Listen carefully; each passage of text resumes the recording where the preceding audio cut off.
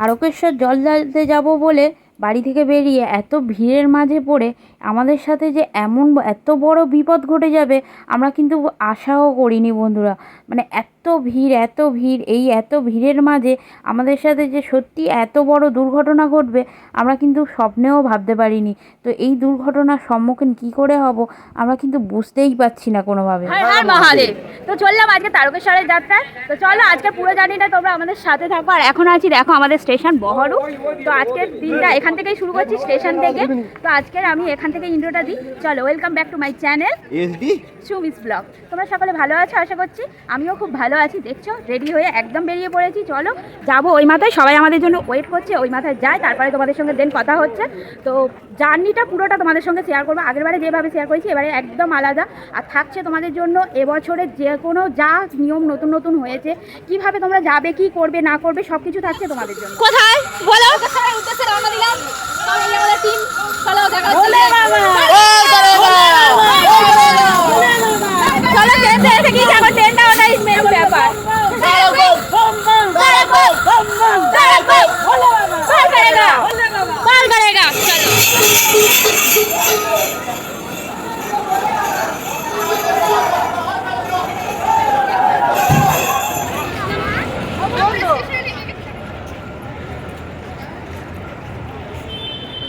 এখন যাচ্ছি শিয়ালদায়, নেমে প্রথম গিয়েছিলাম ওদিকে।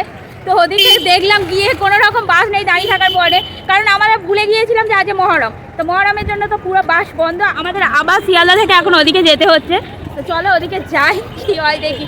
আর রাস্তা কিন্তু ভালোই এদিকে গরম হয়ে আছে। তো রাস্তায় মহরমের জন্য র্যালি বেরিয়েছিল। দেখো আমরা কিন্তু কখনো এরকম র্যালি দেখিনি। তো একটু দেখতে দেখতে হেঁটে চলে গেলাম পাশ দিয়ে। অনেকটা পথ যেতে হলো, কলেজ স্ট্রিট মোড় পর্যন্ত প্রায় হেঁটে আসতে হলো। তারপরে পেলাম বাস। তো ওখান থেকে আমরা চলে এলাম হাওড়া। দেখো দেখতে দেখতে এই হাওড়া ব্রিজও এসে যাচ্ছে। সুন্দর একটা নদীর মনোরম দৃশ্য দেখতে দেখতে আমরা পৌঁছে গিয়েছি হাওড়া স্টেশন। এখান থেকে তোমরা প্রচুর ধরনের লোকাল পেয়ে যাবে। আর তারকেশ্বর লোকাল তো অনেক পাবে, শেওড়াফুলি লোকাল পাবে। তো তোমরা যে কোনো ট্রেন ধরে চলে যেতে পারো শেওড়াফুলি স্টেশন। তো আমরাও ট্রেন ধরে নিয়ে শেওড়াফুলি স্টেশন নেমে পড়লাম। এসে সকলের সাথে দেখা হয়েছে। আরেকজন ভাবছে কি করবো আর কি করবো না ভেবে পাচ্ছে না, নামতে গিয়ে পড়েও গিয়েছে। আর চলো চলো এখান থেকে যাবো এবার ঘাটে। হাই, তো শুধু হাই কি বলবো। চলো আমরা এবার যাবো ঘাটের দিকে, ওখানটায় যাই, তারপরে তোমাদের। তো এখানটায় দেখো, এখানটায় তোমরা এরকম লাইন দিয়ে প্রচুর দোকান পেয়ে যাবে ঘাটের কাছাকাছি। তো এখান থেকে তোমাদের যাবতীয় বাঁক ঘর যা লাগবে সব নিয়ে নিতে পারো। আমরা এখান থেকে বাঁক দিয়ে বাড়ি থেকে এনেছি, ঘর নিচ্ছি। ঘর এখানে দাদারা চেক করে নিচ্ছে কোনো রকম ফুটো ভাঙা আছে কিনা। তো চলো এখান থেকে নেওয়া হয়ে যাক, এবার যাবো ঘাটের মুখে। আর আমাদের ওখানে দেখো কি হারে বৃষ্টি হচ্ছে, আর এখানে রোদের পরিমাণটা দেখো, প্রচণ্ড রোদ। চলো এখান থেকে এটা নেওয়া হয়ে যাচ্ছে, তারপর এবার যাই ঘাটে। আরে কীর্তি কলার দেখো। স্টেশন থেকে নেমে আমরা চলে গিয়েছিলাম ঘাটের কাছে। আর ঘাটের কাছে কিছুক্ষণ বসে খাওয়া দাওয়া করে রেস্ট করে নিয়ে এবার চলে এলাম আমরা জল তুলতে। আর এখন নদীতে জোয়ার নেই, ভাটার সময়। তো ভাটাতে আমরা জল তুলছি। তো অনেকটা দূরে গিয়ে জলটা তুলতে হবে, ঘাটটা পুরো আর কি ছাড়িয়ে জল চলে গেছে অনেকটা দূরে, যেহেতু ভাটা বুঝতেই পারছো। আর তোমাদের বলে রাখি বন্ধুরা, তোমরা যে শুধুমাত্র আসলেই নিমাইতীর্থ ঘাট থেকেই জল তুলতে হবে, সেখান থেকেই জল পাবে এমনটাই না। তার আগে ছোট বড় এরকম অনেক ঘাট পেয়ে যাবে। আমরা কিন্তু নিমাইতীর্থ ঘাটে যাইনি, আমরা তার কিছুটা আগেই একটা ঘাট থেকেই জল তুলে থাকি। তো নিমাইতীর্থ ঘাটে কি হয়, প্রচুর ভিড় থাকে। তো আমরা সেই জন্য ওই ঘাটটাকে একটু অ্যাভয়েড করে যাই। শুধুমাত্র যে নিমাইতীর্থ ঘাটে গেলেই জল পাবে এমন না। তো একই নদী একই সব কিছু, তোমরা যে কোনো জায়গা থেকে জল তুলে নিতে পারো। তো এখানে সব জায়গায় খুব ভালো বন্দোবস্ত থাকে, মানে যে তোমার বাঁক সাজিয়ে গুছিয়ে নেওয়ার জন্য রাখতেও পারবে, কোনো অসুবিধা নেই। তো আমরা যা করছি তোমাদের সাথে সেটাই আমি বললাম। তো আমরা নিমাইতীর্থ ঘাটে যাই না, তোমরা চাইলে এই রকম ছোট ছোট অনেক ঘাট আছে, ছোট বড়। তো তোমরা আগে থাকতে এইভাবেই জল তুলে নিতে পারবে। আর তোমাদের সাথে কথা বলতে বলতে দেখো আমার জলও তোলা কমপ্লিট হয়ে গেল বাঁক নিয়ে। তো এবার আমরা যাব, বাঁকটাকে সুন্দরভাবে রেখে একটু ঘরে পুজো সাজিয়ে টাজিয়ে নেব, নিয়ে পুজো আচ্ছাটা করে নিয়েই আমরা হাঁটা শুরু করব। তো এখান থেকে তো পুরো 42 কিলোমিটার পথ, আর এছাড়াও তো ছোট বড় বিভিন্ন পথ রয়েছে। তো বাবার নাম স্মরণ করে আজকে বেরিয়ে পড়ছি, যেন ঠিকঠাকভাবে পৌঁছতে পারি এই কামনাই করি। আর তোমরাও হচ্ছে বাবার কাছে প্রার্থনা করো যেন ঠিকভাবে আমরা পৌঁছে যেতে পারি। চলো আস্তে আস্তে এবার বেরোনো যাক। পুজো তো করা কমপ্লিট, এবার সবাই আমরা একসঙ্গে বেরোবো। তো জল নিয়ে তো এবারে আমরা বেরিয়ে যাচ্ছি, তার সঙ্গে তোমাদেরকে আমি নিমাইতীর্থ ঘাটের মুখটাও দেখিয়ে দিচ্ছি। এটাই হচ্ছে নিমাইতীর্থ ঘাটের পথ, আর আমরা তার একটু আগে থেকেই জল তুলেছি, আমরা এখান থেকে বেরিয়ে পড়েছি। আর বেরোতে না বেরোতে এত সুন্দর বাবার একটা হচ্ছে সাজানো হচ্ছে মূর্তি দেখলাম, খুব ভালো লাগলো। আর তার সঙ্গে তো বিভিন্ন রাস্তায় আরও এইরকম স্ট্যাচু মূর্তি দেখতেই পাই। তার সঙ্গে দেখো কি ছোট্ট বাচ্চাকে কীভাবে নিয়ে যাচ্ছে, এগুলো আর কি মানত থাকে, যার জন্য এইভাবে নিয়ে যেতে হয় সবাইকে। তো চলো হাঁটা শুরু করেছি, দেখি কতক্ষণ সামনেও যাচ্ছে, বাঘ নিয়েছে, ইয়াতে যাচ্ছি। তো কিছুটা ও নিয়ে যাক, তারপরে আমি নেব। আর এখন যাচ্ছি প্রথমে ডাকাতকালী মায়ের মন্দিরের উদ্দেশ্যে।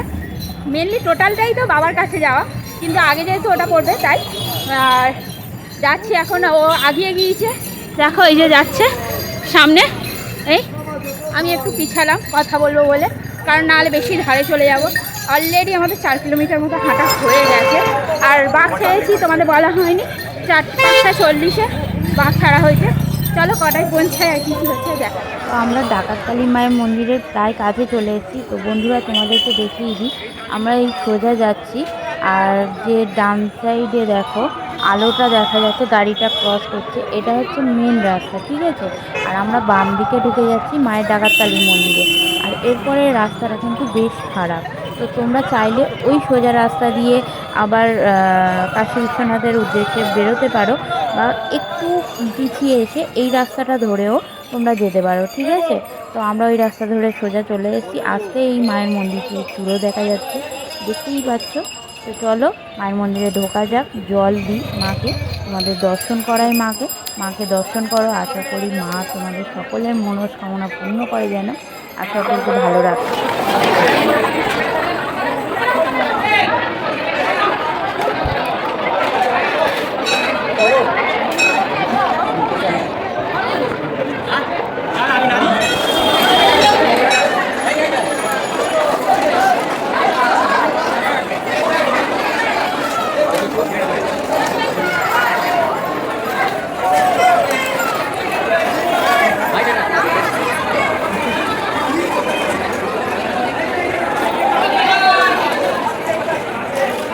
মায়ের মন্দিরে আমাদের জল দেওয়া কমপ্লিট হয়ে গেছে, আর জল দেওয়া কমপ্লিট হয়ে যাওয়ার পরে একটু ঘুরে এসে এদিকে একটু মাকে ধূপবাতি জ্বেলে নিচ্ছি মায়ের কাছে সবাই মিলে। তো দেখো আমরা হচ্ছে দিয়ে আমাদের প্রণাম জানিয়ে আবারও এখান থেকে বেরিয়ে যাব। অনেকে আবার একটু বসে রেস্ট করছে, আমরা কিন্তু এখানে বসে রেস্ট করবো না এখন, কারণ এখন অনেকটা পথ বাকি আছে, যেহেতু আমরা টানা বেরিয়ে যাব, গিয়ে কাশী বিশ্বনাথে আমরা বসবো এটাই ভেবে আছি। আর যদি রাস্তায় কোনো অসুবিধা হয়, তোমরা কিন্তু রাস্তায় বসার প্রচুর জায়গা পাবে, কোনো অসুবিধা হবে না। আর ছোট বড় প্রচুর জলছত্র পাবে, বা প্রচুর হচ্ছে তোমরা চটি পেয়ে যেতে পারো, যেগুলোতে তোমরা বসে মানে অনায়াসে তোমরা একটু রেস্ট করে নিতে পারো। আর এরকম প্রতিটা মন্দিরেই তো আছে। দেখতেই পাচ্ছ কতটা ভিড় হয়েছে বন্ধুরা। দেখো আমাদের সাথে একটা এই বড় বাঘ ছিল, তারাও বেরিয়ে গেল। চলো, আর এটা আমাদের সাথে না, অন্যজন, মানে প্রায় একসঙ্গেই ঢুকেছিলাম। তো তারাও বেরিয়ে গেল, আমরাও আমি বাঘ তার সাথে বেরিয়ে যাব। চলো এখান থেকে যাই, এবার যাব কাশী বিশ্বনাথ। আর রাস্তায় খুব বেশি বলছি না, কারণ প্রচুর আওয়াজ, গান হচ্ছে চতুর্দিকে। তো তোমরা দেখো, আশা করি পুরো ভিডিওটা দেখবে, ভালো লাগবে তোমাদের, দেখতে থাকো শেষ পর্যন্ত, দেখবে কিন্তু অবশ্যই। এখান থেকে বেরিয়ে আমরা যাবো কিন্তু কাশী বিশ্বনাথ। বলতে বলতেই দেখছো জলছত্র, যেটা বলছিলাম, এরকম বসে তোমরা এখানে রেস্ট নিতে পারো। সারা রাস্তায় তোমাদের খাওয়া দাওয়া ও বসার কোনো অসুবিধা হবে না, এমনকি কোনো রকম সুবিধা অসুবিধা হলে সবই রাস্তায় তোমরা পেয়ে যাবে। রাস্তায় আর সেরকম প্লেস নিলাম না, আমরা প্রায় কাশি বিশ্বনাথ, এই যে কাশি বিশ্বনাথে ঢুকে যাচ্ছি।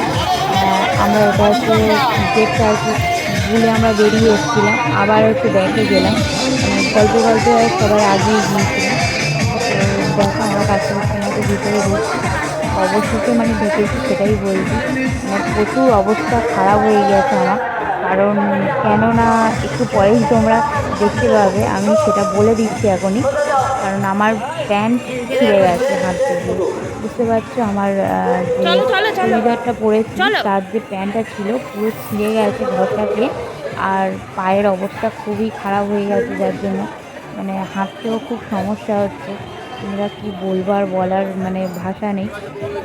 দুজনার পায়ের অবস্থা খুবই খারাপ, আমরা বুঝতেই পারিনি আর কি রাস্তাটা এতটা খারাপ হবে, সেই জন্য তোমাদের বলেই দিলাম প্রথমে। ডাকাতকালী মায়ের মন্দিরের ওখান থেকে যদি তোমরা পিছন দিকে ব্যাকে ঘুরে যাও তো আমার মনে হয় খুব ভালো হবে, কারণ আমরা সোজা রাস্তায় বেরিয়েছিলাম, রাস্তাটা খুবই খারাপ ছিল। সেই জন্য বলবো তোমরা একটুখানি হয়তো 2 মিনিট লাগবে পিছন দিকে ঘুরতে, পিছন দিক থেকে ঘুরেই যেও। আর এই দেখো তোমাদের সাথে কথা বলতে বলতে এই ঢুকে গেলাম কাশী বিশ্বনাথের ভিতরে। আর আমরা না সব সময় এসে এই পার্কের ভিতরটাই বসি, কারণ আমাদের যত আমাদের স্টাফ আছে মানে যে আগে পরে তো পত্রিকা আসা যাওয়া হয়ে যায়, তো সবাই এসে কিন্তু এইখানটাই অপেক্ষা করে, ঠিক আছে। সবাই আমাদের জন্য বলো বা আমরাও এসে পরের জনের জন্য অপেক্ষা করবো, আমাদের বলাই রয়েছে এই জায়গাটা এলে সবাইকে খুঁজে পাওয়া যাবে। তো আমরা সেই জায়গাটায় চলে এলাম, অনেকেই আগে চলে এসছে আমাদের থেকে আগে, এখনও অনেকে রাস্তায় আসেনি, তো সেই জন্যই আমরা চলে এলাম ওখানটায় বাঁকটাক রেখে একটু বসে আর চললাম জল দিতে। আর এইটা দেখো লেডিস লাইন আমি গেলাম না, কারণ তোমাদের বলছি। আর এই দিক থেকে হচ্ছে জেন্টস লাইনটা, এদিক থেকে ঘুরে যেতে হবে, কারণ লেডিস লাইনের ওপার থেকে গেলে কেউ একটুও জায়গায় তোমার দেবে না, লাইন দেবে না। তবু জেন্টস লাইনের এদিক থেকে গেলে ওরা বোঝে। মায়ের পায়ের অবস্থা খুব খারাপ, এটা হচ্ছে আমার মা, সামনে মাকে নিয়েই এবার দিয়ে এলাম। চলো জলটা দিয়ে নিই, তারপরে আবার কথা বলছি।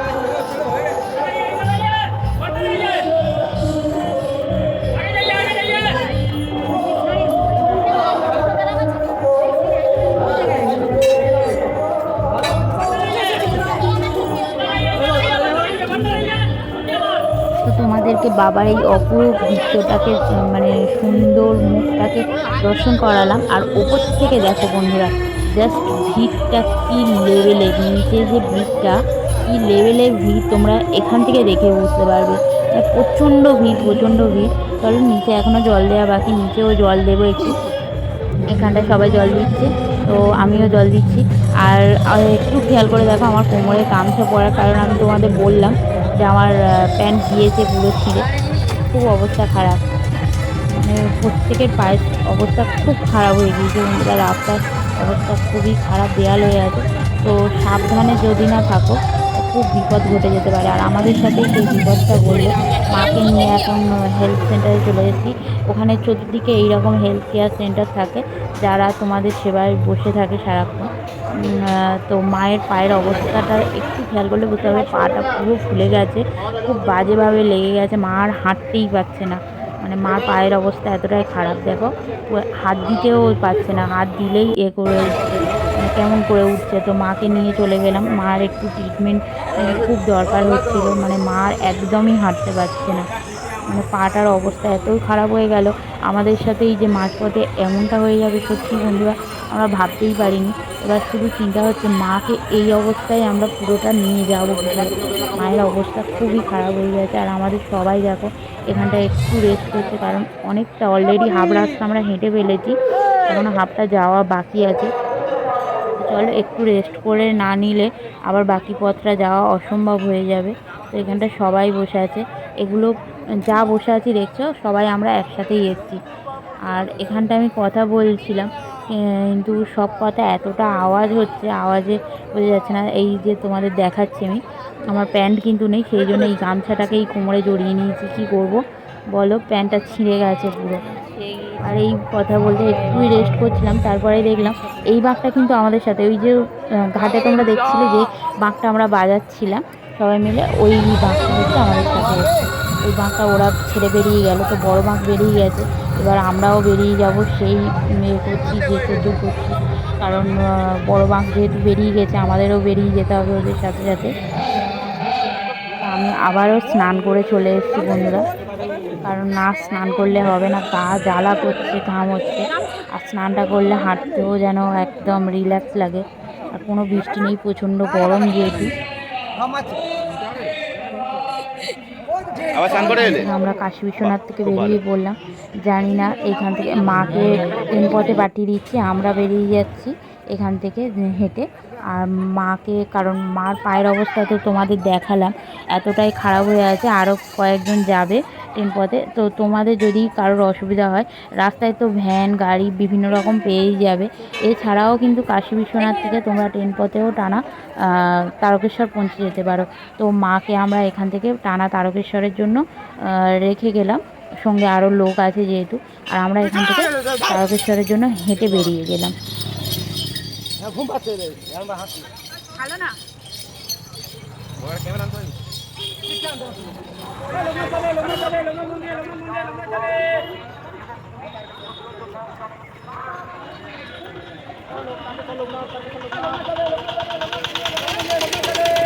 যত বাবার কাছে পৌঁছাচ্ছি বন্ধুরা ততই যেন শরীরের জোর আর এনার্জি কমে যাচ্ছে, মানে হাঁটার আর শক্তি নেই। কিন্তু ঠিক এই বাবার গেটের মুখটাই এসে না অটোমেটিক একটা মনে জোর, শক্তি, এনার্জি সবই পেয়ে যাচ্ছি, যেন চোখ মুখের অবস্থাটা দেখছো এইরকম।